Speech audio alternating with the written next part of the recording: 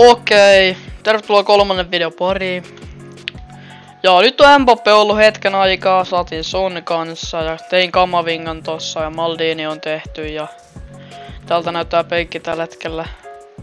Mä aloitin Teolle tämmösen, mikä se Eon nimi on, tai se Evon nimi on. Se Evo oli se, niitä oli right backille ja left backille, niin mä annoin Teolle tänne. Nyt on viimeinen osa menossa, vissiin pitää voittaa 2 peliä enää, mut Mbappe ja siis Cruyffihan saatiin myös kanssa backista. Se on nyt tuo testissä. Ja Trentin tein kanssa. Se oli alkuun tuo oikea noin laitapakki, mutta sillä ei oo quicksteppia tai rapidia ollenkaan. Niin se on vähän hidas tuolla. Ja mä ajattelin, että tää sopii ihan hyvin, tää keskikentälläkin voi sopia. Se on ihan kiva, että on yksi kello on tää Deadball plussa, niin hauska vetää noita vapareita. Ei oo hetkeä ollut itsellä. No joo, mutta siis Mbappehan on ollut ihan hullu. 13 peliin, 38 maalia ja 7 assistia. Ja mä oon pelannut pelkkää Rivalsia. Tää Rivalsia pelataan, että saat mä ajattelin, että mä olisin pelannut Champsia, mutta mä en tajunnut, että mä tarvin noita kuolipisteitä enemmän. Ja mä oon nyt Rivalsia pelannut ja mä oon tällä hetkellä 7 divarissa, joo.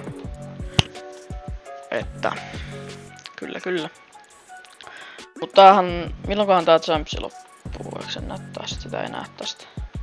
En tiedä milloin noin finaalit loppuu. Katsotaan kerkeekö tällä viikolla pelaa noita, mutta parhaan mitä? 199 ja molemmat on Mbappe ja siis ois nyt edes ollut joku toinen. Mitä mä teen tällä? Tää on nyt legit menee S-pääsään tai johonkin.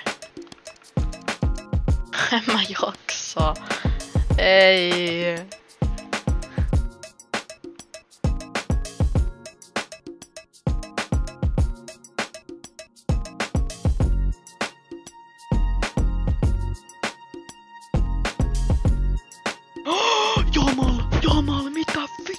Jamal, mitä mä sain Jamalin?